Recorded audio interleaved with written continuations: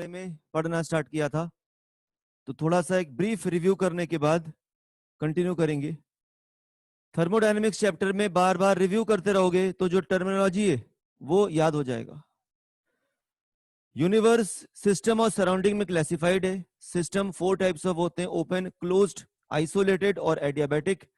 Isolated system में work नहीं होता है, एक्सचेंज ऑफ मैटर नहीं होता है, एक्सचेंज ऑफ हीट नहीं होता है। वर्क, थर्मोडायनेमिक वर्क का फॉर्मूला होता है -P एक्सटर्नल डीवी। इसमें work done on the system जब होता है तो सिस्टम कंप्रेस हो जाता है और गैस के मॉलिक्यूल्स कम स्पेस में आ जाते हैं। और केमिस्ट्री में वर्क हमेशा एक्सटर्नल एजेंट के पॉइंट ऑफ व्यू से कैलकुलेट किया जाता है। So the formula for work is -P external dV. Work and heat are not state functions. State functions नहीं है बल्कि पाथ फंक्शंस है। whereas on the other hand temperature, volume, pressure, internal energy, enthalpy, entropy and Gibbs free energy are state functions. They are represented by capital letters with the sign of a delta, whereas work and heat are path functions. They are usually shown by small letters with small d. And according to the first law of thermodynamics, when a small amount of heat energy is given to the system and a small amount of work is done on the system, the piston is moved in the downward direction, then both these factors increases the internal energy of the system. जब system के ऊपर थोड़ा सा work किया जाता है और system को थोड़ी सी हीट सप्लाई की जाती है तो वर्क को प्लस साइन के साथ लिखना पड़ेगा, हीट को प्लस साइन के साथ लिखना पड़ेगा और दोनों चीज मिलकर के सिस्टम के इंटरनल एनर्जी को इंक्रीज कर देगा। मैंने दिखाया था कि एक साइक्लिक प्रोसेस होता है जिसमें सिस्टम जहां पर था वापस से वहीं पर आ जाता है। तो delta U, delta H, delta G, delta S, इन सब के आंसर्स भले जीरो हो जाए लेकिन हीट और वर्क के आंसर्स जीरो नहीं होंगे। इसका मतलब कि साइक्लिक प्रोसेस में जरूरी नहीं है कि हीट और वर्क जीरो हो, मतलब कुछ जगह पे जीरो होते होंगे, वो भी बताऊंगा मैं। आइसोथर्मल प्रोसेस का मतलब होता है टेम्परेचर कांस्टेंट। टेम्परेचर अगर कांस्टेंट है तो हम लोग कह सकते हैं कि आइडियल गैस का इंटरनल एनर्जी चेंज नहीं होगा, क्योंकि इंटरनल एनर्जी चेंज का फॉर्मूला होता है NCV/dt। CV का मतलब होता है मोलर हीट कैपेसिटी, उसको CVM बोलना चाहिए। Molar heat capacity at constant volume, 1 mole gas के टेम्परेचर को 1 डिग्री सेल्सियस से इंक्रीज करने के लिए उसको कितना हीट सप्लाई करना पड़ेगा। हीट के बहुत सारे दूसरे फॉर्मूले भी होते हैं। हीट हमेशा हायर टेम्परेचर से लोअर टेम्परेचर में फ्लो करता है, हीट की प्रॉपर्टी होती है। दूसरी चीज, एडियाबैटिक प्रोसेस, एक ऐसा प्रोसेस जिसमें सिस्टम को आपने एक ऐसे कंटेनर में एनक्लोज किया है जिसके वॉल्स एडियाबैट्स हैं, मतलब जिसके वॉल्स के थ्रू किसी भी तरह से हीट बाहर फ्लो नहीं कर सकता। इस तरह की प्रोसेस में dq जीरो हो जाएगा और थर्मोडायनेमिक्स के फर्स्ट लॉ से dw is equal to delta U के बराबर हो जाएगा। अगर आप सिस्टम पे वर्क करोगे तो उसका इंटरनल एनर्जी बढ़ जाएगा, टेम्परेचर बढ़ जाएगा, और अगर सिस्टम वर्क करता है तो उसका इंटरनल एनर्जी डिक्रीज कर जाएगा, टेम्परेचर कम हो जाएगा। फिर आइसोकोरिक प्रोसेस, कोई वर्क नहीं होगा क्योंकि वॉल्यूम में चेंज नहीं आ सकता। आइसोबारिक प्रोसेस, प्रेशर कांस्टेंट, एक बहुत इंपॉर्टेंट चीज, आइसोबारिक प्रोसेस हमेशा स्लो होगा। और उसके बाद लास्ट में पढ़ रहे थे हम लोग रिवर्सिबल और इरिवर्सिबल प्रोसेस, जिसको हम लोग कंटिन्यू करेंगे। तो अभी तक जितना भी बताया, इंटरनल एनर्जी क्या होता है, हीट कैसे फ्लो करता है, हीट का फॉर्मूला क्या होता है, स्टेट फंक्शन क्या होता है, पाथ फंक्शन क्या होता है, एक्सटेंसिव प्रॉपर्टी क्या होता है, इंटेंसिव प्रॉपर्टी क्या होता है, 4 तरह के सिस्टम्स क्या क्या होते हैं। इसमें कोई भी डाउट है तो बस उस टर्म को लिख दीजिए, तो मैं और एक्सप्लेन कर दूंगा, और कोई भी डाउट नहीं है तो कंटिन्यू करेंगे, तो आप यस लिख देंगे तो हम समझ जाएंगे कि कोई भी डाउट नहीं, हम लोग आगे कंटिन्यू करेंगे। लिख करके बताइए।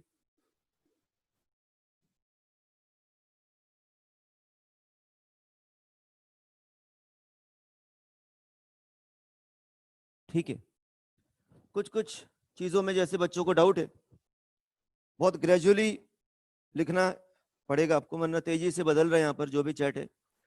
जैसे क्वेश्चन है तो डाउट बिगनर बॉक्स का पूछा है, बिगनर बॉक्स के डाउट तो अभी डिस्कस कर लेंगे। उसने सीधे क्वेश्चन 10 पूछा, ऊपर के क्वेश्चन में भी डाउट हो सकते हैं। अगर मैं और चैट्स को देखता हूं तो इसमें एक बच्चे ने नोट्स के लिए कहा है, नोट्स का तो कोई प्रॉब्लम नहीं है, मिल जाएगा। और why heat is considered as a path function and temperature of work function. अच्छा, किसी बच्चे ने मोलर हीट कैपेसिटी के बारे में पूछा है। चलिए एक एक करके पहले डाउट्स क्लियर कर देता हूं मैं, फिर आइसोबारिक के बारे में पूछा है। 5 मिनट में सारे क्लियर हो जाएंगे। देखिए, सबसे पहली चीज मैंने तुमको उस दिन दिखाया था कि ये प्रेशर वॉल्यूम ग्राफ है। एक सिस्टम यहां पर है, ए पॉइंट पर है, और वो बी पॉइंट पर पहुंचता है, और बी पॉइंट से सी पॉइंट पर पहुंचता है, और सी से वापस डी पे पहुंचता है, और डी से वापस ए पे आ जाता है। ठीक है, वो ए से बी पे गया, बी से सी पे पहुंचा, सी से डी पे गया, और डी से वापस से ए पे आ गया। यहां पर जो वर्क कैलकुलेट होगा, इस जगह पे जो वर्क कैलकुलेट होगा इस वाले प्रोसेस में,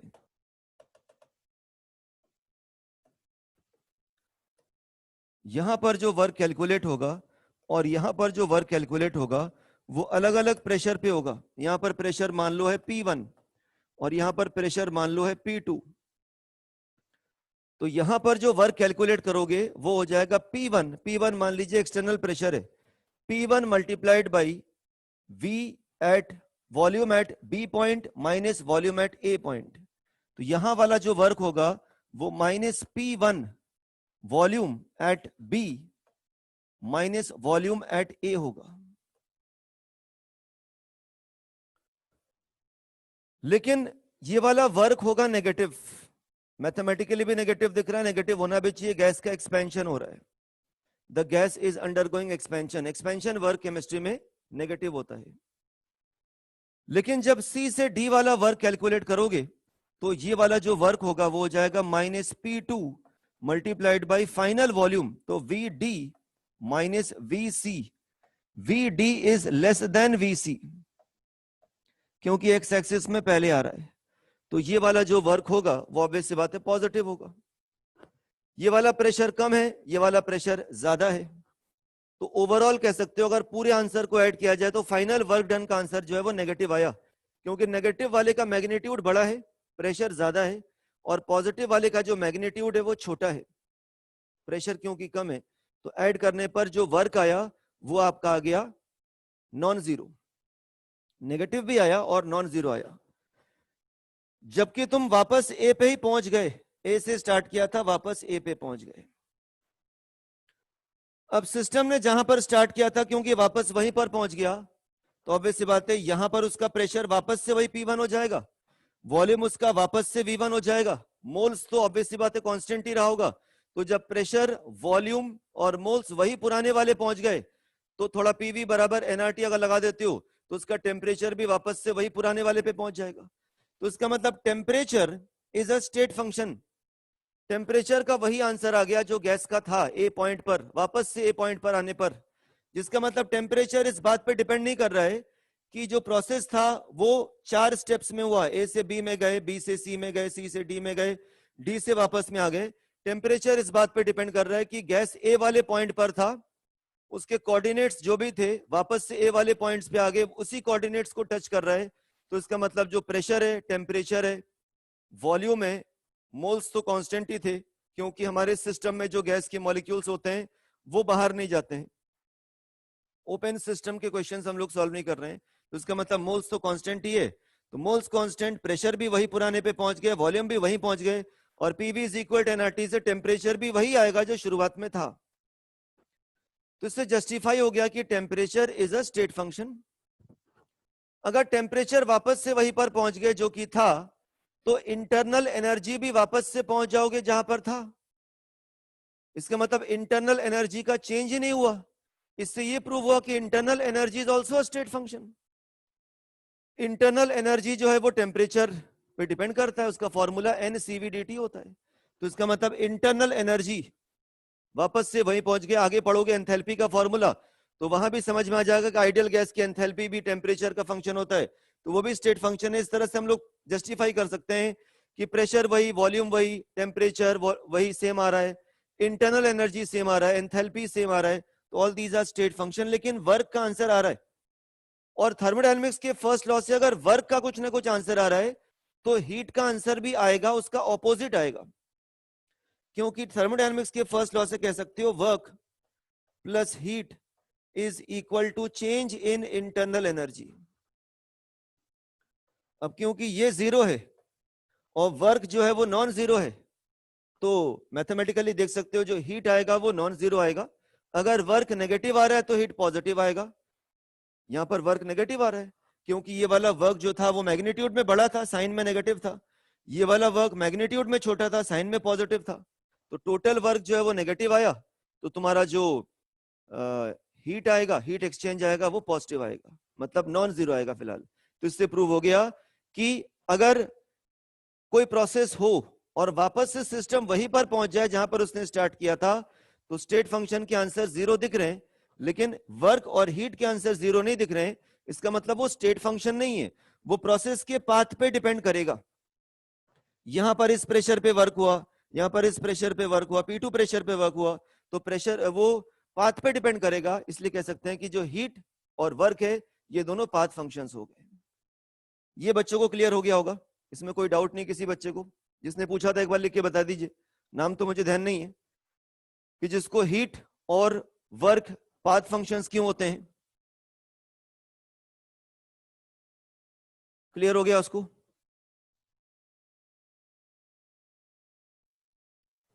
चलिए, कुछ समझ में आ गया काफी बच्चों को जिसने इसमें डाउट था।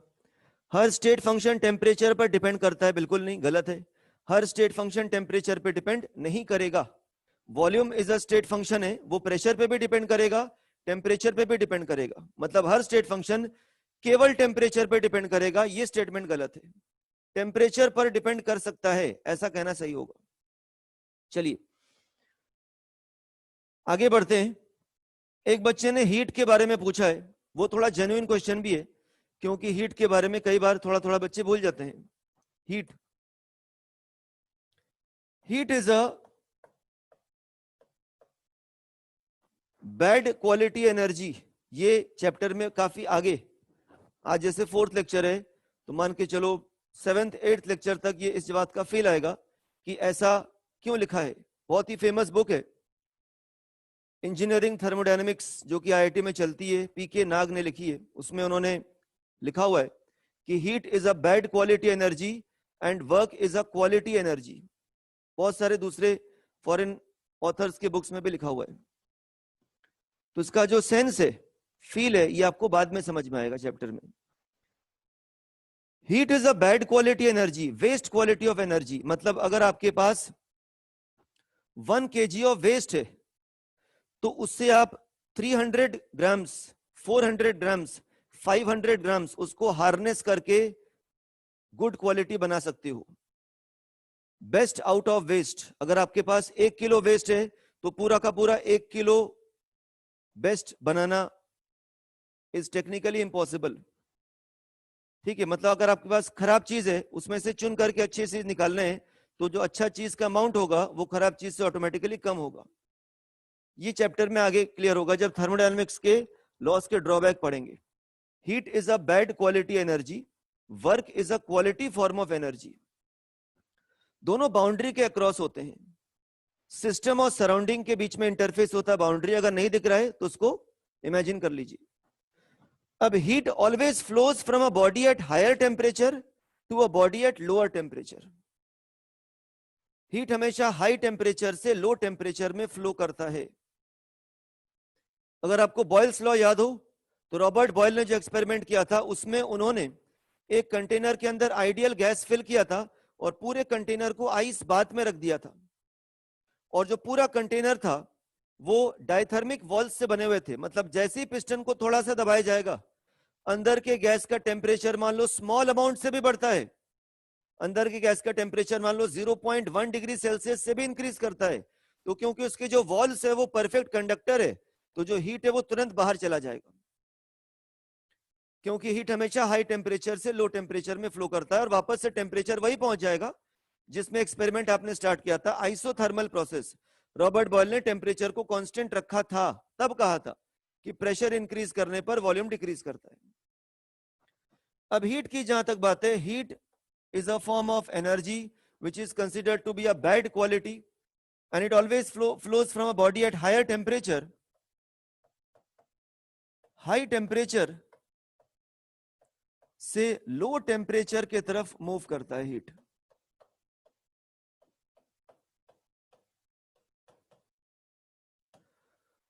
On the other hand, when some amount of heat is given to the system, when some amount of heat is given to the system, its temperature increases.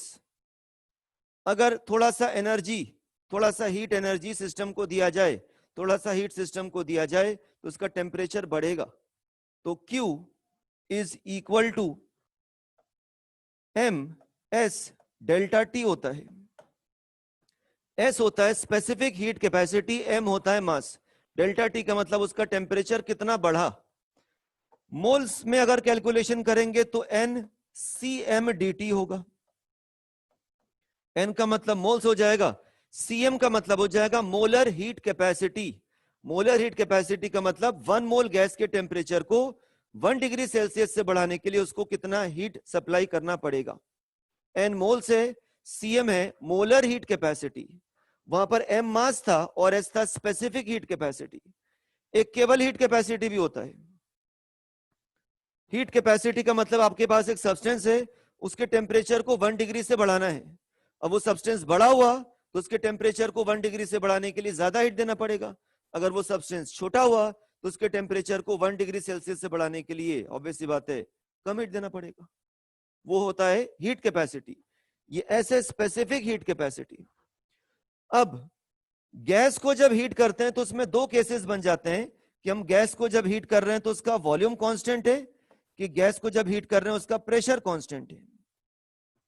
अगर क्लोज्ड वेसल में गैस को लेकर के उसको heat कर रहे हैं तो जो हीट होगा वो एन सीवीएम डी हो जाएगा, और इस सीवीएम को बोला जाएगा molar heat capacity at constant volume. 1 mole gas मेरे पास है, उसका वॉल्यूम कांस्टेंट है और मैं उसके टेम्परेचर को 1 डिग्री सेल्सियस से बढ़ाना चाहता हूं। 1 मोल गैस के टेम्परेचर को 1 डिग्री सेल्सियस से मैं बढ़ाना तो चाहता हूं, लेकिन मैं उसका वॉल्यूम भी कांस्टेंट रखना चाहता हूं, तो उसको बोला जाएगा molar heat capacity at constant volume. यही फॉर्मूला है, इस फॉर्मेट में लिख दिया है। वॉल्यूम कांस्टेंट है और प्रेशर कांस्टेंट है, तो ये हो जाएगा एन सीपीएम डी।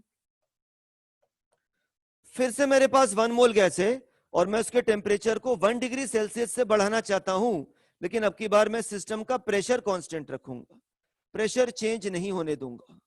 मतलब पिस्टन वाला कंटेनर होगा, पिस्टन लगा रहेगा कि हर वक्त गैस का प्रेशर सराउंडिंग के प्रेशर के बराबर चले। ये है। अब क्यू वी बोलते हैं इसको, वी जो नीचे लिखा हुआ इसका मतलब वो कांस्टेंट है। Molar heat capacity at constant volume बोलते हैं इसको। क्यू पी प्रेशर कांस्टेंट है जब हीट कैलकुलेट कर रहे हैं, इसको बोलते हैं molar heat capacity at constant pressure. और मैंने कहा था कि CPM minus CVM is equal to gas constant होता है। CPM minus CVM is equal to R होता है। जैसे जैसे गैस बदलोगे उसका सीपीएम भी बदलेगा, उसका सीवीएम भी ऑटोमेटिकली चेंज होगा, तो दोनों का जो डिफरेंस आएगा वो हमेशा गैस कांस्टेंट के बराबर आएगा। आइडियल गैस का CPM minus CVM molar heat capacity at constant pressure minus molar heat capacity constant volume हमेशा गैस कांस्टेंट के इक्वल होता है। ये आपको याद रखना है। एक चीज मैं और बता देता हूं जो कि आज आएगा, वहां पर बताने पड़ता तो इससे अच्छे यही बता देता हूं। अगर मैं इस पूरे इक्वेशन को सीवीएम से डिवाइड करता हूं तो CPM upon CVM minus 1 is equal to R upon CVM होगा। ये जो चीज होता है इसको बोला जाता है गामा। इसको एडियाबैटिक कोएफिशिएंट, या केमिस्ट्री के बुक्स में आपको पॉइजन्स रेशियो भी मिल जाएगा, Poisson's ratio gamma, adiabatic coefficient भी बोलते हैं इसको। -1 is equal to R upon CVM। इसका मतलब CVM molar heat capacity at constant volume का फॉर्मूला हो गया R अपॉन गामा -1। यूज क्या इस फॉर्मूले का देखिए जरा।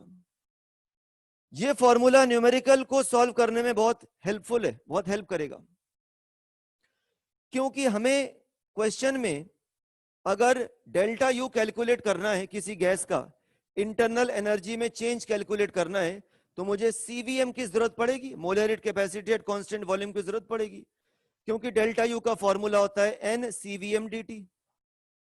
अब क्वेश्चन में सीवीएम गैस का नहीं दिया रहेगा, हो सकता है कई बार दिया रहे, हो सकता है कई बार ना दिया रहे।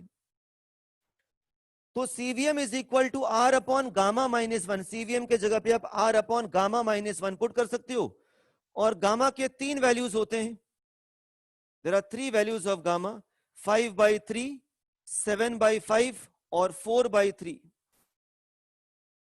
5/3, 7/5 और 4/3। ये मोनोएटॉमिक गैस के लिए, डाई एटॉमिक गैस के लिए, ट्राई एटॉमिक गैस के लिए। तो अगर आपको गामा याद है, अगर आपको गैसेस के गामा के वैल्यूज याद है, 5/3 है मोनोएटॉमिक गैस के लिए, 7/5 है डाई एटॉमिक गैस के लिए, 4/3 है ट्राई एटॉमिक गैस के लिए, तो गामा के वैल्यू को जैसे आप पुट करेंगे तो आपका सीवी का वैल्यू पता चल जाएगा। तो इसका मतलब कि मोलर हीट कैपेसिटी अगर आपको फाइंड आउट करना है, if you need to find out the molar heat capacity of any gas, then question में जो गैस का नाम लिखा हुआ है उसका फॉर्मूला देख करके आप समझेंगे कि गैस के मॉलिक्यूल में एक एटम है कि 2 एटम है कि कितने एटम्स है, 3 हो चाहे 4 हो, तो ये वाला यूज करेंगे, 2 है तो ये, और 1 ही एटम है हीलियम है तो ये वाला यूज करके आप गैस का molar heat capacity find out करेंगे और डेल्टा यू फाइंड आउट करेंगे। तो इस तरह से हीट हाई टेम्परेचर से लो टेम्परेचर फ्लो करता है। ये हीट का जनरल फॉर्मूला है, ये भी एक तरह से जनरल फॉर्मूला भी हुआ, क्योंकि अगर मोल्स दिया है तो ये फॉर्मूला काम में आएगा, और अगर स्पेसिफिक हीट कैपेसिटी दिया है तो ऊपर वाला फॉर्मूला काम में आएगा। गैसेस के केस में कांस्टेंट प्रेशर पे और कांस्टेंट वॉल्यूम में डिफरेंस आ जाता है, तो कांस्टेंट वॉल्यूम पे निकालना है तो यही चीज ये बन जाएगा सीवीएम, कांस्टेंट प्रेशर पे निकालना है तो ये वाला इक्वेशन ये बन जाएगा। सीपीएम माइनस सीवीएम आर की इक्वल होता है, एक नया चीज बता दिया, अगर दोनों तरफ सीवीएम से डिवाइड कर दिया जाए तो सीवीएम का एक और फॉर्मूला बन गया गामा, को एडियाबैटिक कोएफिशिएंट, एडियाबैटिक इंडेक्स बोल सकते हो, पॉइजन्स रेशियो भी कहा जाता है, लेकिन ज्यादा अच्छा है एडियाबैटिक कोएफिशिएंट बोलना है इसको। ये गामा के 3 वैल्यूज है। क्वेश्चन में गैस का नाम पढ़ करके गामा के वैल्यूज सोच करके यहां पुट करके सीवीएम निकाल लोगे और इससे डेल्टा यू निकाल लोगे और वर्क कैलकुलेट कर लोगे, तो जो हीट ट्रांसफर हुआ पता चल जाएगा थर्मो के फर्स्ट लॉ से। ठीक है, तो मैंने स्टेट फंक्शन और पाथ फंक्शन को यहां क्लियर कर दिया, और यहां पर हीट के बारे में थोड़ा सा और वापस से रिवीजन करवा दिया। अब हम लोग आगे चलते हैं जहां पर एंड किया था पिछले लेक्चर में, रिवर्सिबल एंड इररिवर्सिबल प्रोसेस।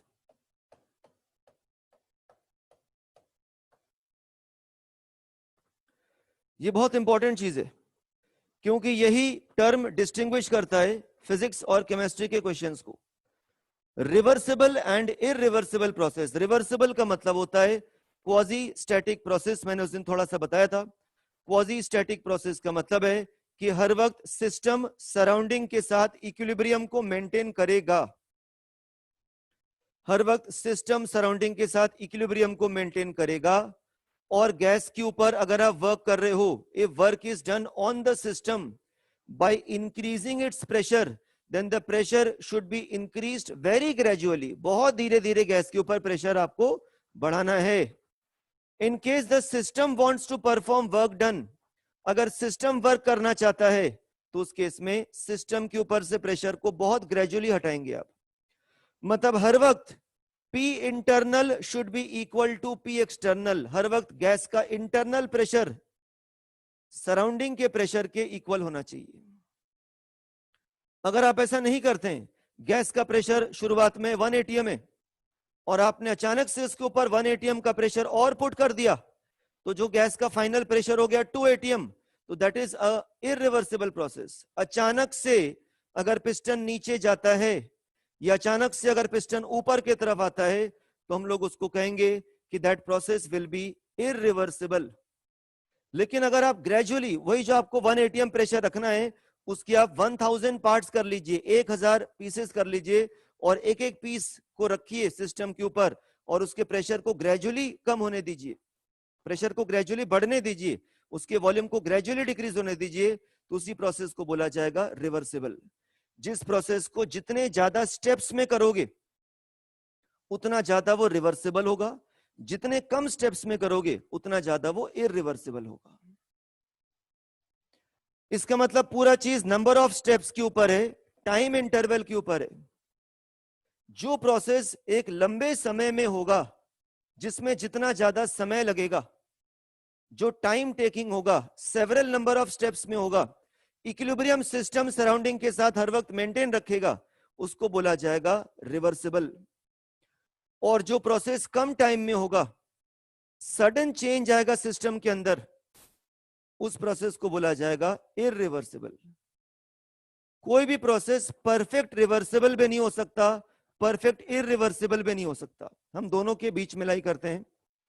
हाँ, अगर हम ज्यादा नंबर ऑफ स्टेप्स में प्रोसेस को करवा ले जाते हैं, तो the process will tend more towards a reversible process.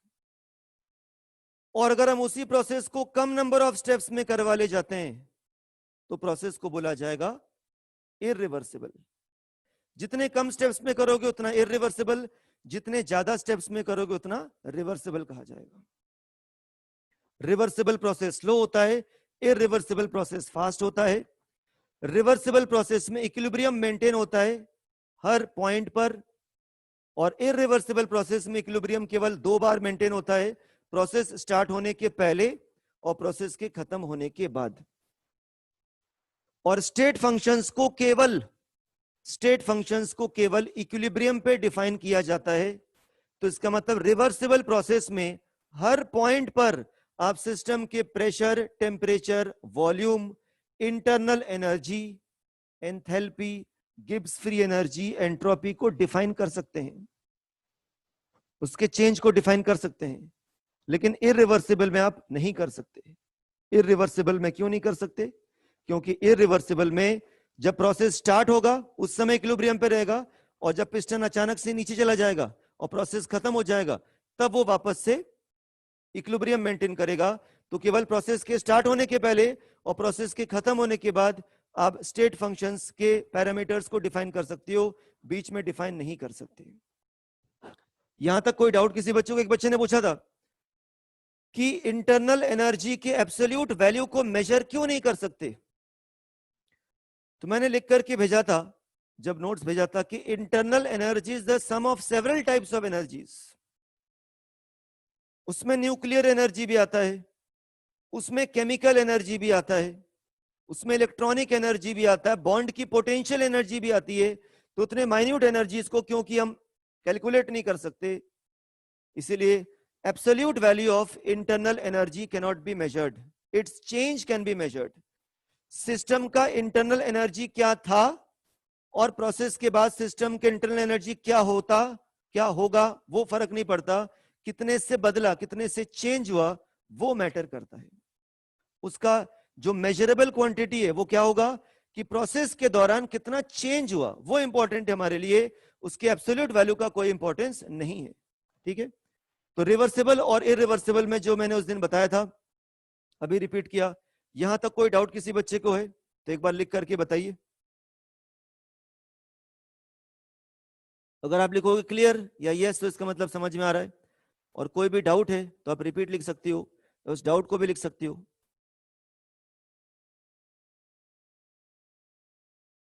एक बच्चे ने बहुत सही आंसर दिया है, अंशुल ने। उसने लिखा है कि isobaric process are always reversible. बिल्कुल सही है, बिल्कुल सही आंसर, परफेक्ट आंसर है। और मैं इसका तारीफ करना चाहूंगा क्योंकि उसने पकड़ लिया है। जब मैंने कहा था कि आइसोबारिक प्रोसेस हमेशा स्लोली करना पड़ेगा, सिस्टम के प्रेशर में चेंज नहीं आना चाहिए। और रिवर्सिबल के लिए मैंने कहा कि सिस्टम के प्रेशर बहुत ही ग्रेजुअली बदलना चाहिए, फील ही नहीं आना चाहिए कि पिस्टन नीचे या ऊपर जा रहा है। तो इसका मतलब आइसोबारिक प्रोसेस में इररिवर्सिबल का कोई केस ही नहीं बनता। Isobaric process will always be reversible. बाकी प्रोसेस रिवर्सिबल इररिवर्सिबल दोनों हो सकते हैं। रिवर्सिबल आइसोथर्मल हो सकता है, इररिवर्सिबल आइसोथर्मल हो सकता है, रिवर्सिबल एडियाबैटिक हो सकता है, इररिवर्सिबल एडियाबैटिक हो सकता है। लेकिन जब बात आएगी आइसोबारिक प्रोसेस, तो आइसोबारिक प्रोसेस हमेशा रिवर्सिबल होगा, क्योंकि आइसोबारिक प्रोसेस स्लोली होता है। पिस्टन के ऊपर वेट हम पुट भी करें तो फील नहीं आना चाहिए, मतलब पिस्टन बहुत ही ग्रेजुअली नीचे जाना चाहिए और हर पॉइंट पे इक्विलिब्रियम मेंटेन होना चाहिए। बिल्कुल सही है। चलिए, प्रीति ने भी लिखा था ये, उसका मैं पढ़ नहीं पाया था। अब आगे देखते हैं। प्रीति और अंशुल, इन दोनों बच्चों का सही है। कई बार चैट चला जाता है तो अपन उसको देख नहीं पाते हैं। अब आगे एक और बहुत अच्छा एग्जांपल देखो रिवर्सिबल और इररिवर्सिबल का। ये एक रोड है, ये एक रोड है और यहां पर ये एक रोड है और ये दो जगह पे क्रॉसिंग है, यहां पर और यहां पर, इन दोनों जगहों पे क्रॉसिंग है। और यहां पर एक आदमी को जो है इस क्रॉसिंग से उस क्रॉसिंग तक चल के जाना है।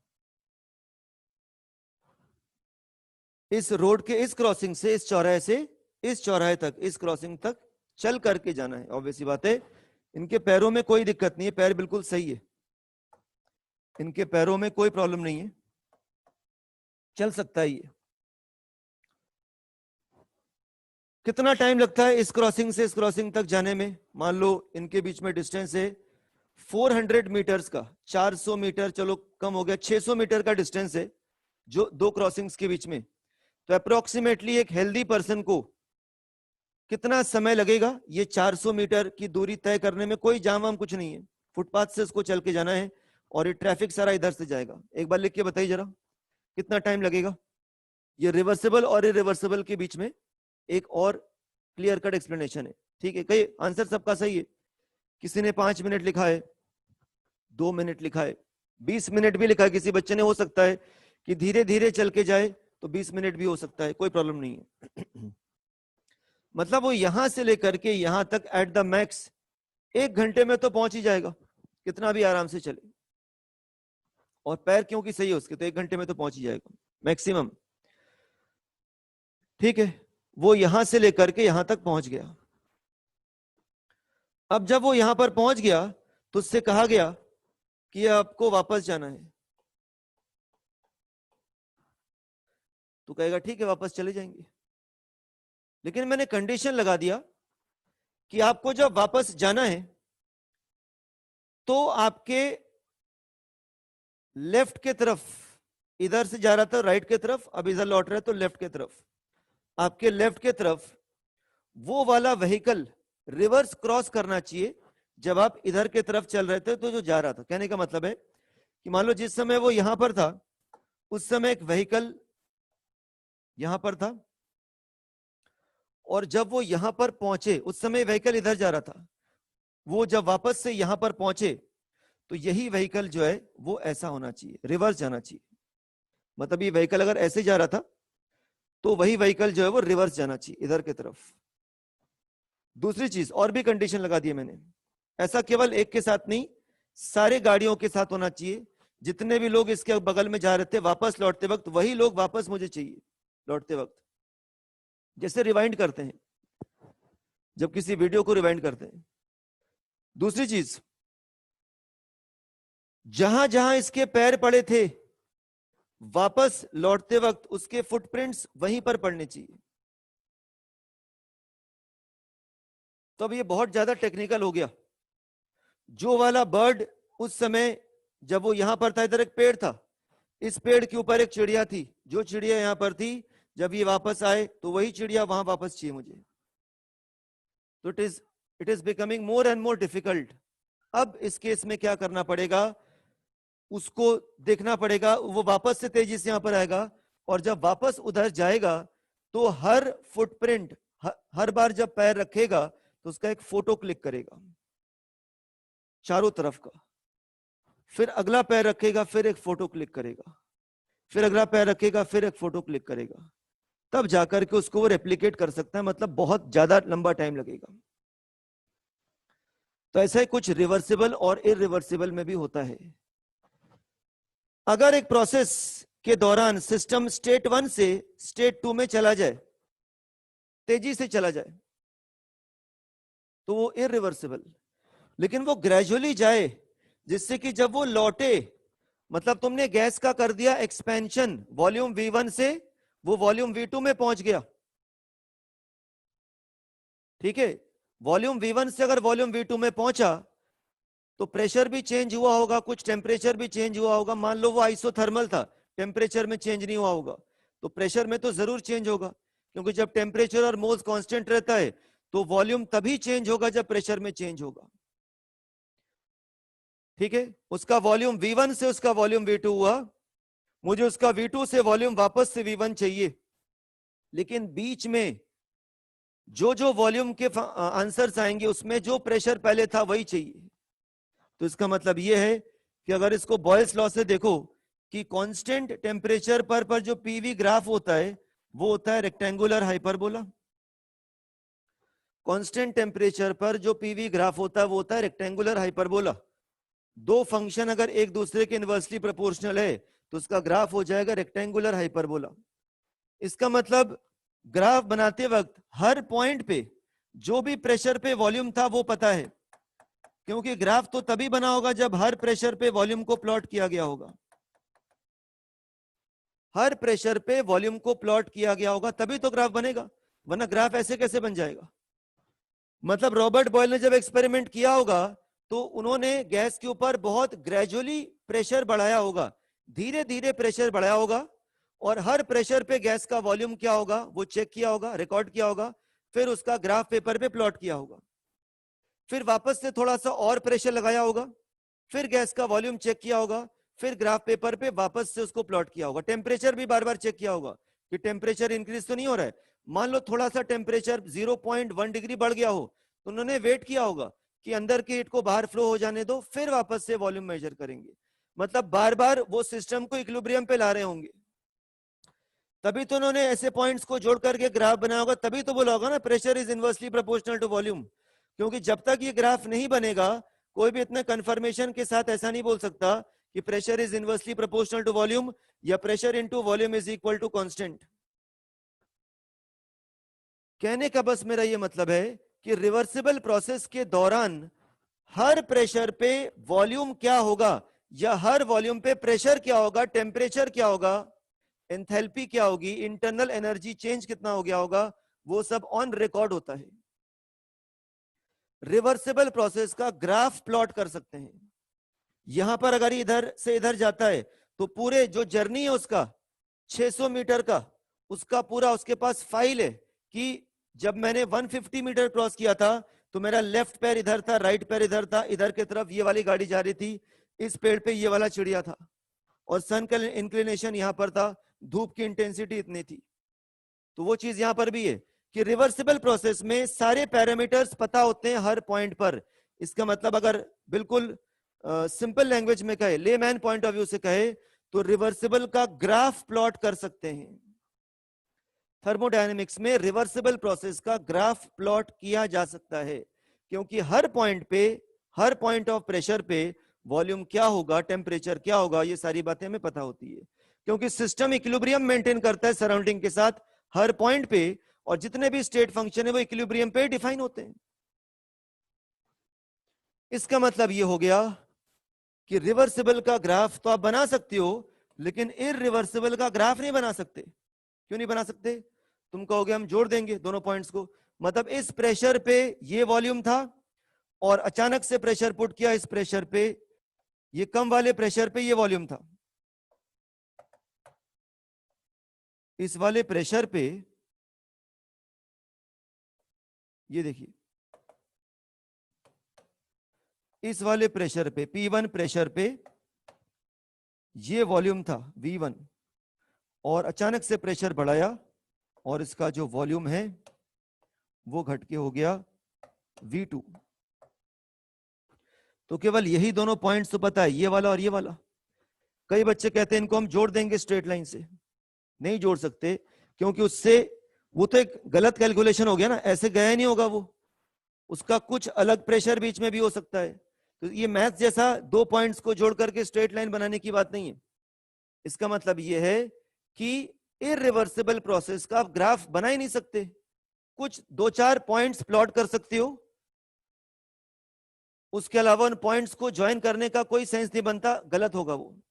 लेकिन रिवर्सिबल का, क्योंकि हर प्रेशर पे वॉल्यूम क्या होगा ये आपको पता है, जितने भी डॉट्स बने उतने बार आपने प्रेशर अप्लाई किया है थोड़ा थोड़ा और वॉल्यूम को चेंज किया है।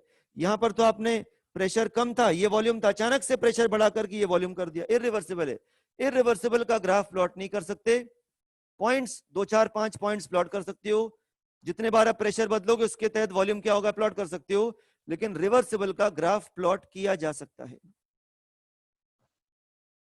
दूसरी चीज, रिवर्सिबल प्रोसेस, अब सबसे इंपॉर्टेंट डिफरेंस देखो, रिवर्सिबल प्रोसेस में अगर सिस्टम यहां पर था ए पे और वो बी पे जाता है, अलग स्लाइड बनाता हूं, देखिए ये प्रेशर और वॉल्यूम के बीच में ये एक आइसोथर्म है।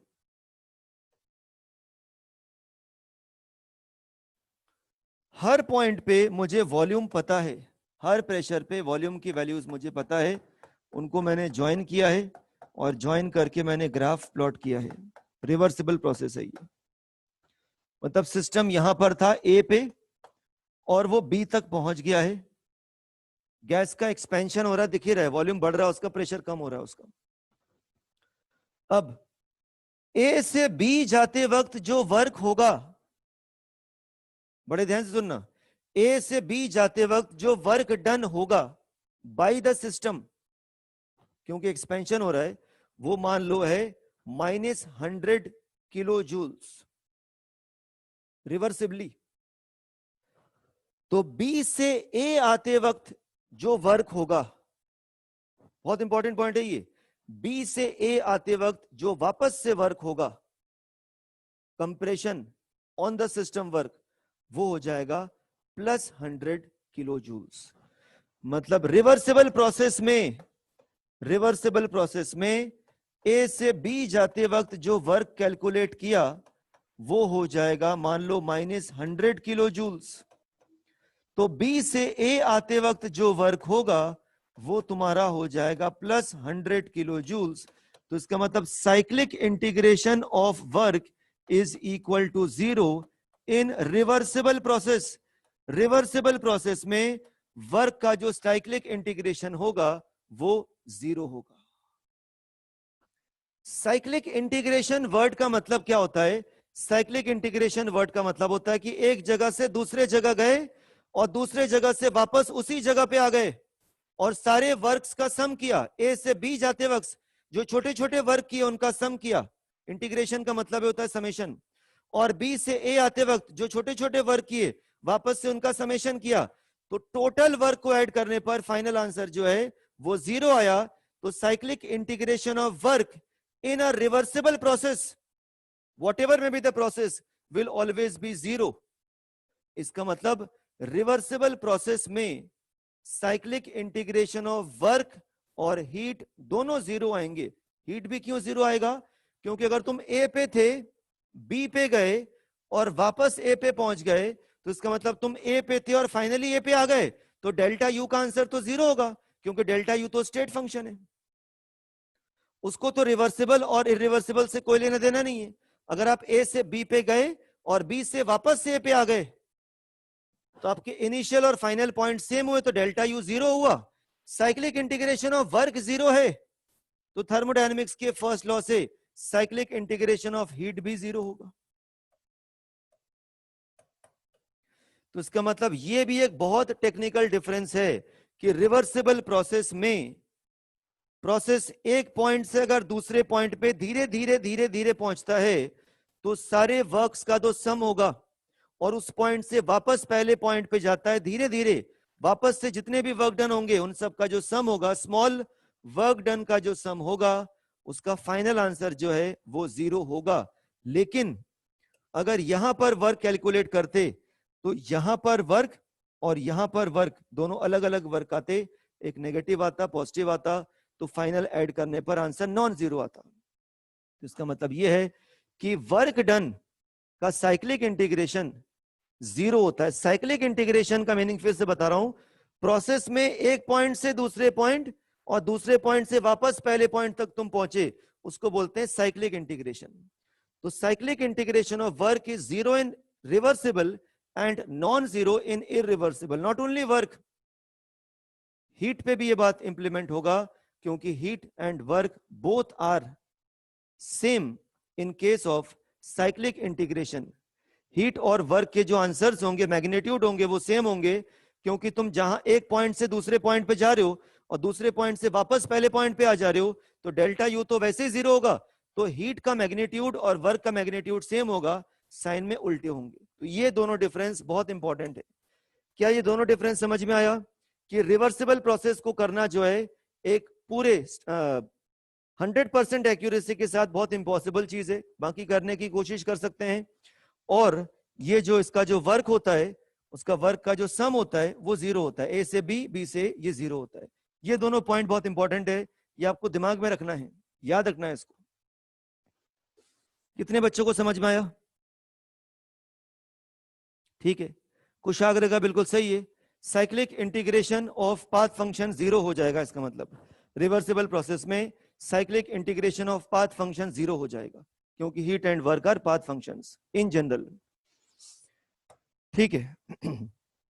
तो रिवर्सिबल और इरिवर्सिबल के सारे जितने भी डिफरेंसेस होते हैं वो मैं सिस्टमैटिक तरीके से आपको लिख के भेजूंगा। अभी इमीडिएट जरूरत नहीं है उसकी, उससे क्वेश्चन आपका सच कोई नहीं रुकेगा, ठीक है, उसको मैं सिस्टमैटिक वे में लिख करके पोस्ट करूंगा। अब देखते हैं आगे। अब अपने को चैप्टर में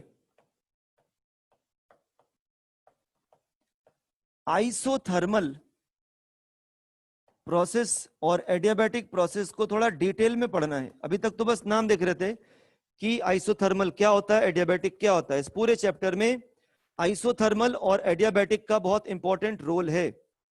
आइसोथर्मल जेई मेंस में बहुत ज्यादा पूछा जाता है, और आइसोथर्मल और एडियाबैटिक दोनों एडवांस में पूछे जाते हैं। आइसोथर्मल प्रोसेस, अब दोनों पैरामीटर्स को पढ़ेंगे हम लोग, रिवर्सिबल को भी पढ़ेंगे और इरिवर्सिबल को भी स्टडी करेंगे।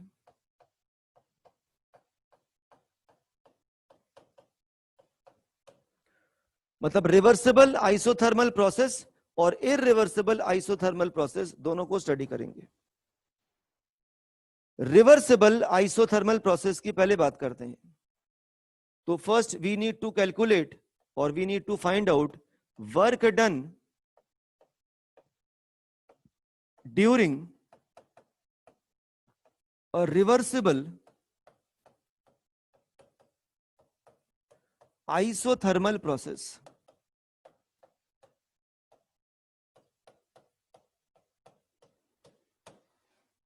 मतलब जो रॉबर्ट बॉयल ने एक्सपेरिमेंट किया होगा गैसियस स्टेट में, उसमें जो वर्क किया होगा रॉबर्ट बॉयल ने, गैस के ऊपर जो वर्क किया होगा, उसका कैलकुलेशन ये कह सकते हैं indirectly, work done during a reversible isothermal process.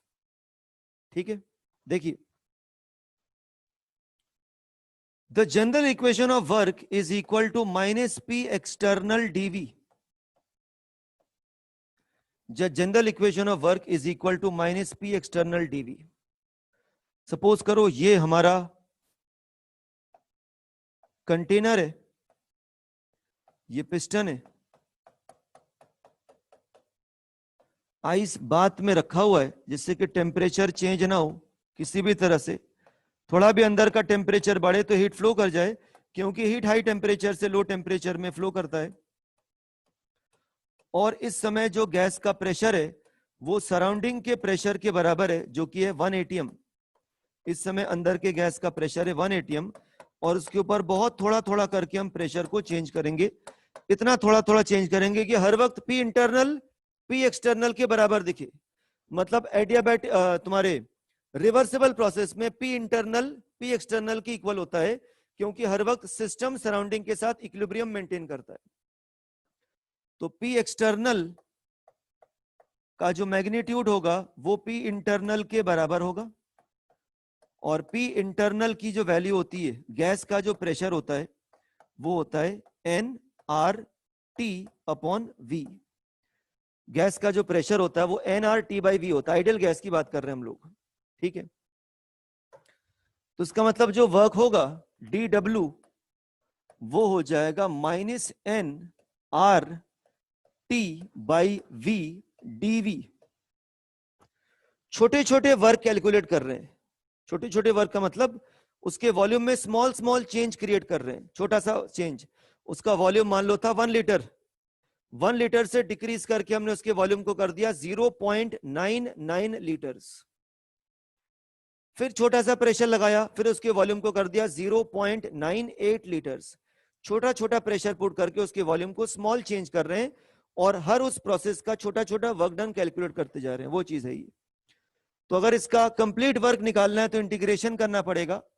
तो work is equal to -n into R into T, क्योंकि आइसोथर्मल है, टेम्परेचर कांस्टेंट होगा ln ऑफ V, और लिमिट इनिशियल वॉल्यूम मान लो V2 था, और फाइनली जो है इनिशियल वॉल्यूम V1 था, और फाइनली V2 तक गए।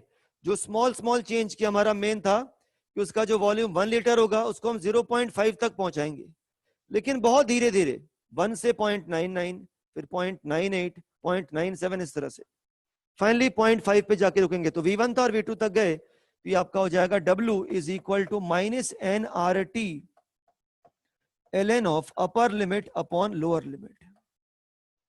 और इसका बेस अगर चेंज कर देते हैं तो -2.303 n into R into T log base 10 V2 upon V1। If V2 is less than V1 जो कि यहां पर है, तो work done will be positive, और होना भी चाहिए क्योंकि ये कंप्रेशन वर्क की बात कर रहे हैं। तो इन जनरल फॉर्मूला हम लोग लिख सकते हैं कि आइसोथर्मल रिवर्सिबल प्रोसेस के वर्क का जो फॉर्मूला है वो हो जाएगा -2.303 n का मतलब moles, R into T kelvin में होना चाहिए, log base 10 V final upon V initial. Volume किसी भी यूनिट में रहे उससे फर्क उतना पड़ता नहीं, क्योंकि लॉग के साथ है, लॉग के साथ नंबर ही चलता है, तो ऑब्वियस सी बात है वो कैंसिल हो जाएगा। और R के अकॉर्डिंग आपका वर्क का यूनिट डिसाइड होगा। अगर R तुम ले रहे हो, कैलोरी में, कैलोरी में इसकी वैल्यू होती है 2 कैलोरी पर मोल पर डिग्री सेल्सियस। अगर R की वैल्यू आप कैलोरी में ले रहे हो तो वर्क कैलोरी में आएगा।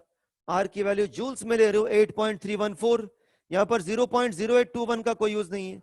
अगर R की वैल्यू जूल्स में ले रहे हो तो जो वर्क आएगा तुम्हारा आएगा जूल्स में। एक और चीज, 1 litre atmosphere is equal to 101.325 joules के बराबर होता है, उस दिन बताया था मैंने। और 1 litre bar is equal to 100 joules. अगर ऑप्शन में लीटर एटमॉस्फेयर में वर्क कैलकुलेट करने के लिए बोल रहे हैं वो, तो आर की वैल्यू 8.314 या तो लेने के बाद उसको इससे डिवाइड करके आंसर निकाल दो, या तो आर की वैल्यू 0.0821 लो। तो ऑप्शन के अकॉर्डिंग आर की वैल्यू को यूज करो और चेक करो। ये दोनों कन्वर्जन याद रखो, 1 लीटर एटीएम इतने जूल्स के इक्वल होता है, 1 लीटर बार 100 जूल्स के इक्वल होता है। ये वर्क का जनरल इक्वेशन हो गया।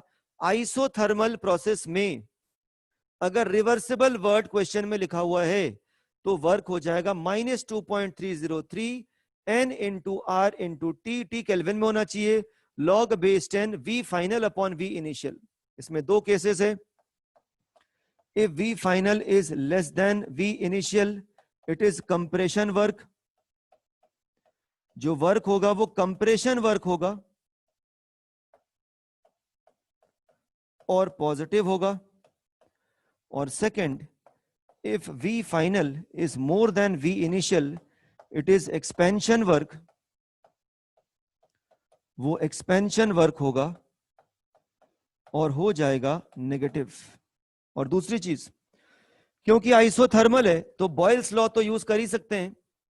वर्क का जो इक्वेशन आपने लिखा है -2.303 n into R into T log base 10 V final upon V initial, तो बॉयल्स लॉ है P initial V initial is equal to P final V final.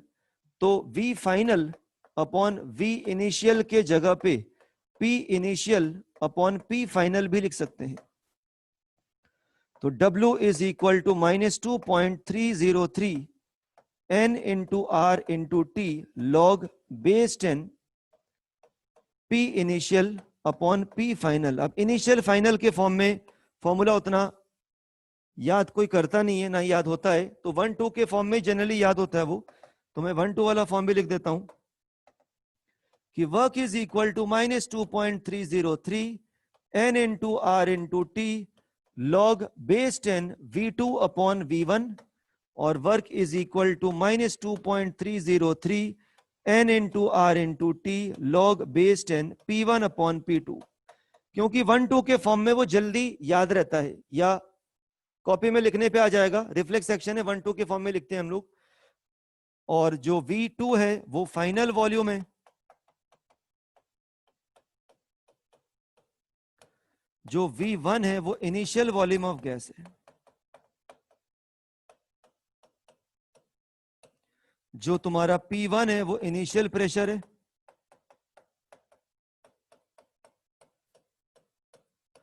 और जो तुम्हारा P2 है वो फाइनल प्रेशर है।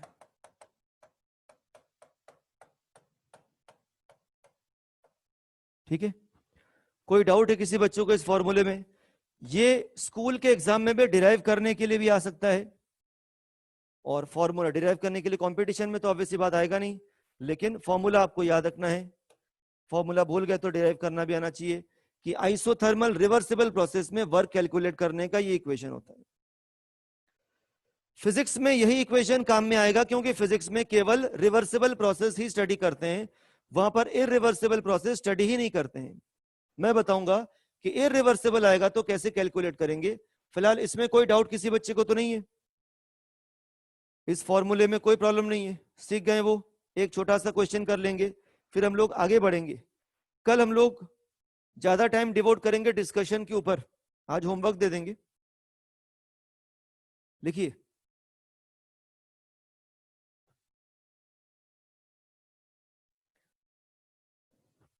ऋतुराज ने पूछा है what are calories. Calorie is a unit for measuring heat. मैं बताता हूं और डिटेल में, वो तो फोटो लास्ट में ले लेना। बस मुझे लिख के बताओ कितने बच्चों को समझ में आया। यस यस लिख करके बताओ, क्लियर कितने बच्चों को है? ठीक है, कैलोरी के बारे में थोड़ा बता दूं मैं। एक बच्चे ने पूछा कैलोरी क्या चीज है। Calorie is the unit for measuring heat. इसकी डिस्कवरी कहां से हुई है? 1 ग्राम वाटर ले लो, या स्टार्टिंग में जूल्स एक साइंटिस्ट थे, 1 ग्राम वाटर लेकर के उसके टेम्परेचर को जब 1 डिग्री सेल्सियस से बढ़ाया गया, तो जो अमाउंट ऑफ हीट लगा उसको 1 कैलोरी कहा गया। तो कोई पूछता है कि 1 कैलोरी क्या होता है, तो डिफाइन कर सकते हो, 1 calorie is the amount of heat required to raise the temperature of 1 gram of water by 1 degree Celsius. कोई कहता है फिर 1 किलो कैलोरी क्या होगा, तो amount of heat required to raise the temperature of 1 kg of water by 1 degree Celsius. तो both calorie and kilocalorie are units for measuring heat. They are it is neither a CGS unit nor SI unit. It is a normal unit. Just like liter, volume को litre में major करते हैं, ना तो CGS है ना तो SI है, पॉपुलर यूनिट है। उसी तरह से जूल्स में कैलोरी का कन्वर्जन क्या है? 1 calorie is equal to 4.2 joules approximately, और 1 kilo calorie is equal to 4200 joules approximately. The exact value is 4.18। 1 calorie 4.18 joules के बराबर होता है, जिसको राउंड ऑफ करके हम लोग 4.2 भी बोल देते हैं। ठीक है, चलिए आगे बढ़ते हैं। अब बात आएगी इररिवर्सिबल की।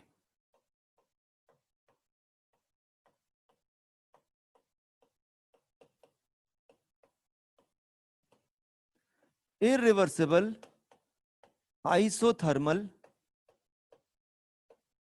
वर्क।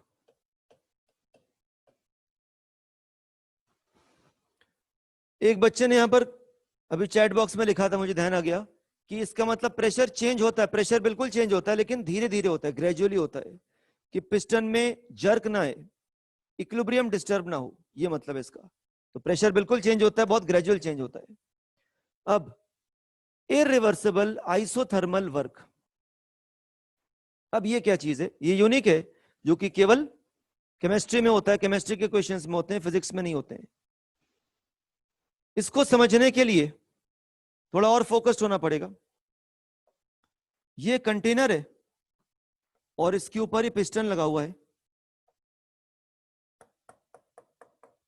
और इसके अंदर आइडियल गैस भरा हुआ है, और वही सारे आइसोथर्मल वाले कंडीशंस में बना रहे ना हूं कि इसको आइस बात में रखा है, जिससे कि इसका जो टेम्परेचर है वो चेंज ना हो। टेम्परेचर चेंज नहीं होना चाहिए, वरना सब गड़बड़ हो जाएगा।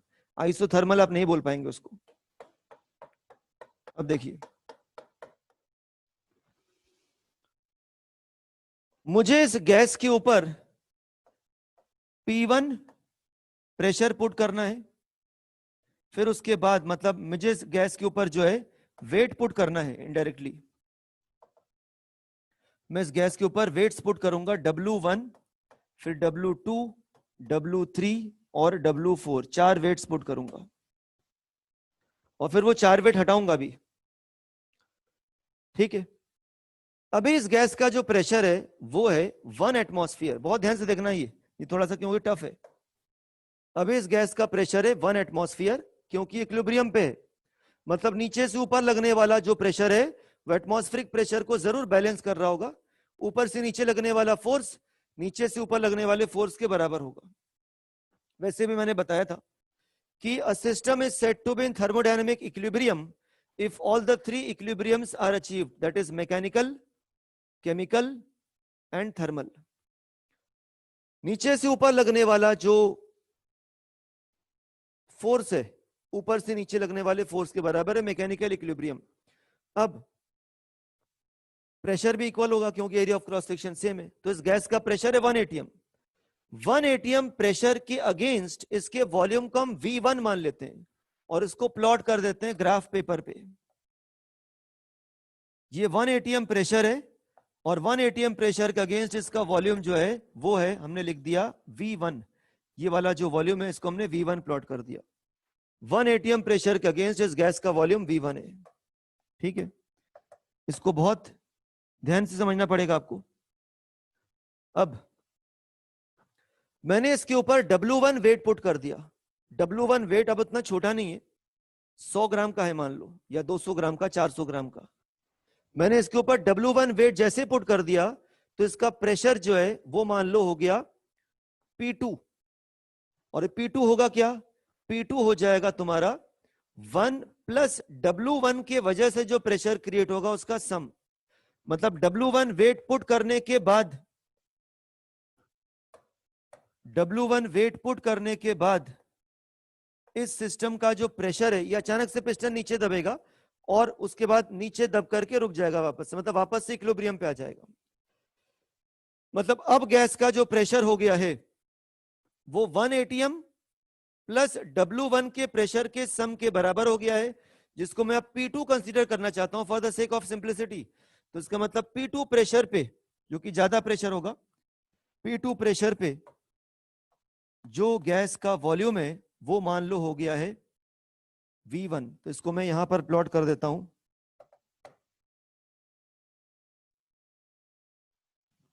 ये यहां पर ये गैस का वॉल्यूम हो गया है।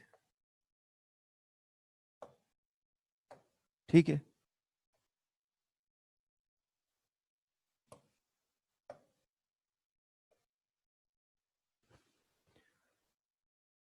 तो इसका मतलब जो वर्क हुआ है, कौन सा वर्क, पहले 1 था, इसको रखने के बाद, इस वेट को पुट करने के बाद जो वर्क हुआ है वो एक्चुअली में इस वाले प्रेशर का अगेंस्ट हुआ है. So the external pressure is P2, not 1 atm. P2 के अगेंस्ट इसके वॉल्यूम में चेंज आया है V1 से V2. यहां पर वॉल्यूम सपोज करो है V2. तो इसका मतलब जो वर्क होगा वो P2 प्रेशर के अगेंस्ट V2 माइनस V1 होगा. तो इसका मतलब यहां पर जो एक हिस्टोग्राम बनेगा, हिस्टोग्राम इसको बोलते हैं, ये वाला इस समय का वर्क हुआ है P2 V2 माइनस V1. तो यहां पर वर्क अपन यहां लिख देते हैं कि जो पहला वाला वर्क होगा वो हो जाएगा तुम्हारा, जो पहला वाला वर्क होगा उसको फर्स्ट ऐसे लिख देता हूं, वो तुम्हारा हो जाएगा minus P2 multiplied by V2 minus V1. V2 V1 से छोटा है तो अब इससे बात है वर्क पॉजिटिव होगा. ये जो एरिया प्लॉट किया है, ये जो एरिया होगा वो इसके आंसर के बराबर होगा. ठीक है, तो थोड़ा सा आपको आइडिया लग गया हो किस तरह से वर्क कैलकुलेट किया जाता है इररिवर्सिबल में. अब इसके ऊपर W2 वाला वेट पुट किया है. जब इसके ऊपर W2 वाला वेट पुट करेंगे तो अब ये वापस से पिस्टन नीचे दबेगा, जहां था उससे भी नीचे दबेगा, जो मैं बार बार बना नहीं रहा हूं बस. अब इस गैस का जो प्रेशर होगा वो 1 atm प्लस W1 का जो भी प्रेशर होगा प्लस W2 का जो भी प्रेशर होगा उसके सम के बराबर होगा. इन तीनों के सम को मान लेते हैं P3. P3 हो जाएगा एक्सटर्नल प्रेशर और P3 के अगेंस्ट उसका वॉल्यूम वापस से कम होगा और कम होकर के मान लो हो गया है V3. और ये P3 प्रेशर मान लो यहां पर प्लॉटेड है. तो P3 प्रेशर के अगेंस्ट उसका जो वॉल्यूम है वो चेंज हुआ है. तो इसका मतलब ये वाला जो है जो वर्क होगा वो ये वाला जो फिगर तैयार हुआ है इसके एरिया के इक्वल होगा. P2 P3 प्रेशर के अगेंस्ट इसका ये चेंज आया है. तो इसका मतलब ये हो गया कि जो सेकंड वाला दूसरा वाला जो वर्क हुआ, दूसरा वाला वर्क हो गया हमारा minus P3 multiplied by V3 minus V2. अब हमने क्या किया, इसके ऊपर W3 पुट किया. अब आप समझ गए होंगे, जैसे मैंने W3 पुट किया तो इसका प्रेशर मान लो हो गया P4 और इसका वॉल्यूम हो गया V4. तो जो वर्क हुआ होगा वो ये वाला हुआ होगा.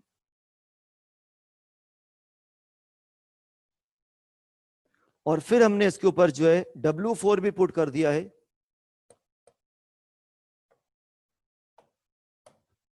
W3 और उसके बाद W4 भी पुट कर दिया है और इसका प्रेशर मान लो हो गया है P5. तो P5 के अगेंस्ट उसका जो वॉल्यूम है वो यहां तक चेंज हुआ है. तो जो वर्क होगा वो ये हो जाएगा ये. तो इसका मतलब बाई पार्ट्स वर्क निकलेगा. तो इसको इन दोनों को भी लिख देता हूं मैं. थर्ड वाला जो वर्क होगा वो हो जाएगा minus P4 multiplied by V4 minus V3 और फोर्थ वाला जो वर्क होगा वो हो जाएगा minus P5 multiplied by V5 minus V4. इसका मतलब इसका यूटिलिटी क्या है? यूटिलिटी इसका सबसे पहली बात तो अगर कोई क्वेश्चन आता है और क्वेश्चन में लिखा रहता है कि स्टेट 1 गैस का प्रेशर इतना, वॉल्यूम इतना, टेम्परेचर इतना. एग्जांपल बताता हूं मैं. ऐसे लिखा हुआ है स्टेट 1 गैस का प्रेशर है 1 atm, उसका वॉल्यूम है 10 लीटर्स और उसका टेम्परेचर है 300 केल्विन.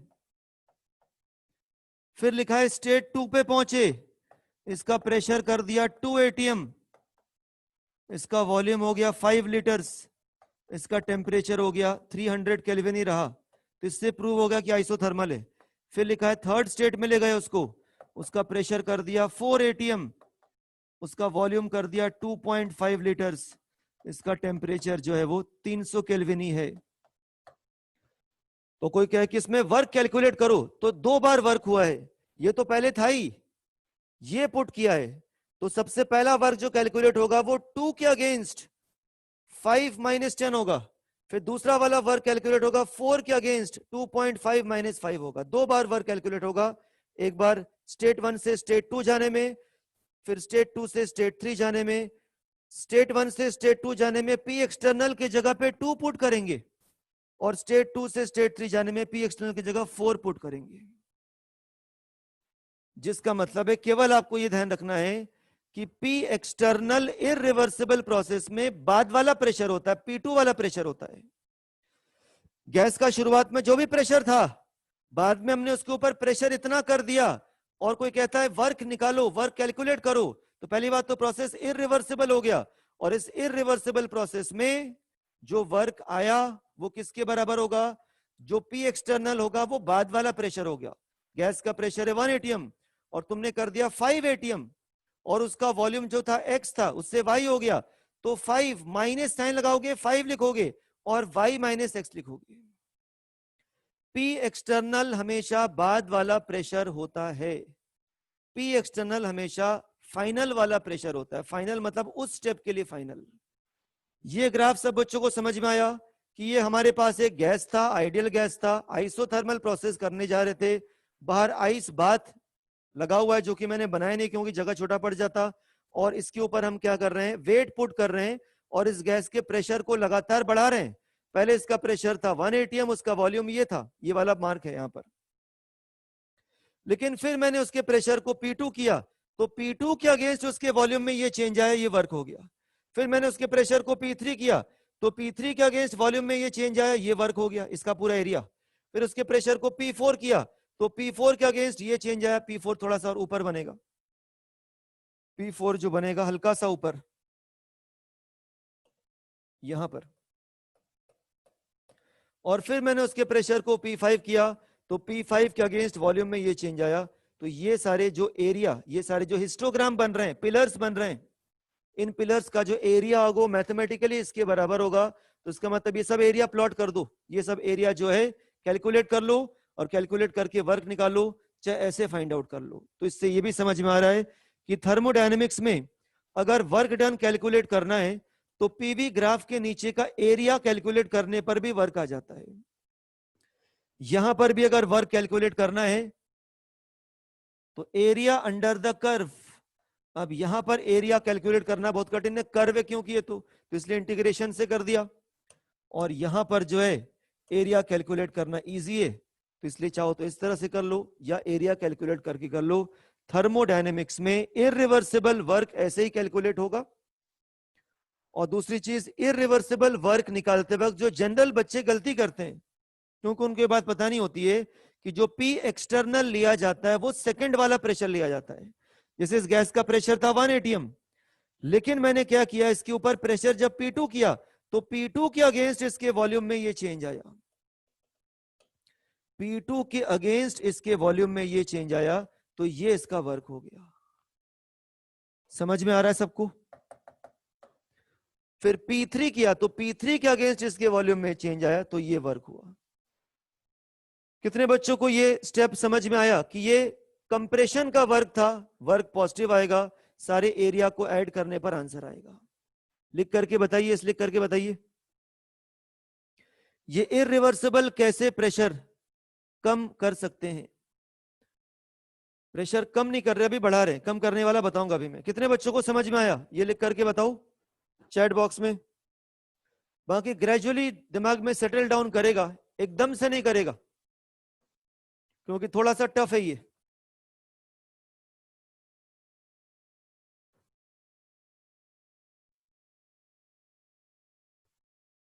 एक बच्चे ने लिखा है कि अगर इररिवर्सिबल प्रोसेस को छोटे छोटे प्रेशर में करते हैं तो क्या रिवर्सिबल हो जाएगा? बिल्कुल हो जाएगा।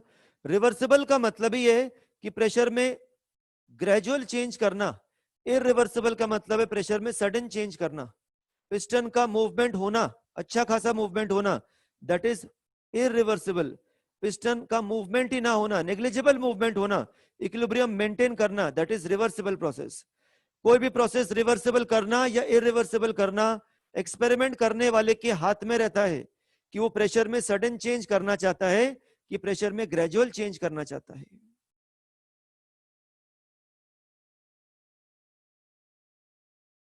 ठीक है, कई बच्चों को क्लियर है।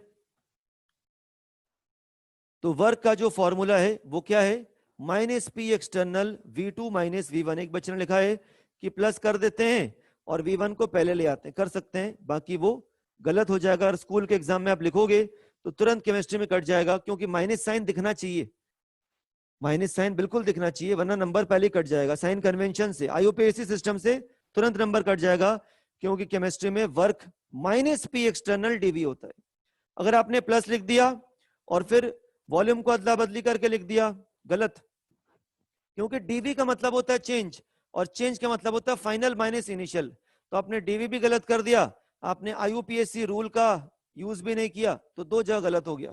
तो ऐसे ही लिखना है आपको, जब भी वर्क एक्सप्रेशन लिखना है तो आपको लिखना है DW is equal to minus P external DV, या work is equal to minus P external V final minus V initial. किसी बच्चे ने V1 को पहले कर दिया, इसको बाद में कर दिया, प्लस कर दिया है, मैथमेटिकली वो सही हो सकता है, बाकी दो जगह गलत हो गया। डीवी का मतलब फाइनल माइनस इनिशियल होता है, यहां गलत हो गया, और माइनस साइन लगाना जरूरी है, क्योंकि केमिस्ट्री में जो वर्क होता है वो एक्सटर्नल प्रेशर से निकलता है, और यहाँ पर work done on the system को हमें नेगेटिव जस्टिफाई करने के लिए, पॉजिटिव जस्टिफाई करने के लिए यहाँ पर माइनस साइन लगाना जरूरी है। तो ऐसा कोई भी प्रोटोकॉल में चेंज नहीं करना है, मतलब अपने तरफ से कोई एक्स्ट्रा प्रोटोकॉल नहीं लगाना है, जो प्रोटोकॉल सेट है उसी को यूज करना है, तभी आप सीखोगे, वरना आप कंफ्यूज हो जाओगे चैप्टर के अंदर ही। क्लियर है? तो अपने तरफ से कोई भी खुद के पॉस्टुलेट्स, खुद के रूल्स नहीं लगाने चाहिए। रिडॉक्स में भी बच्चे कई बार लगाते हैं, नहीं लगाना चाहिए। थर्मोडायनेमिक्स में तो बिल्कुल लगाना चाहिए।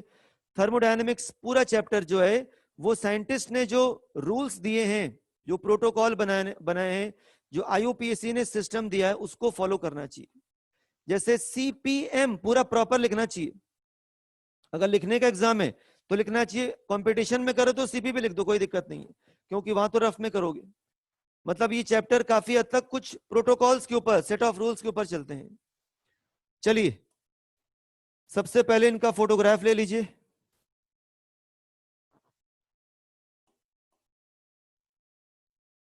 एक एक करके, एक दो स्लाइड तो उतना यूजफुल नहीं है, क्योंकि पहले ही आ चुका था।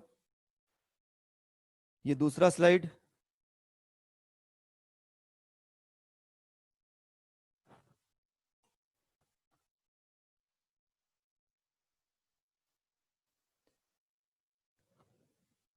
फिर इसके बाद का,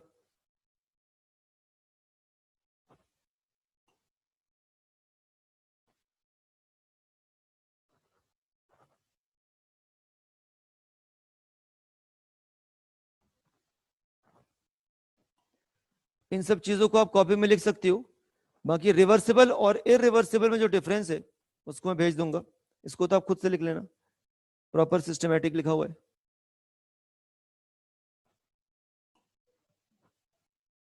ठीक है, होमवर्क मैं आपको बता देता हूं एक बार, कि देख लेते हैं, PDF में चेक कर लेते हैं।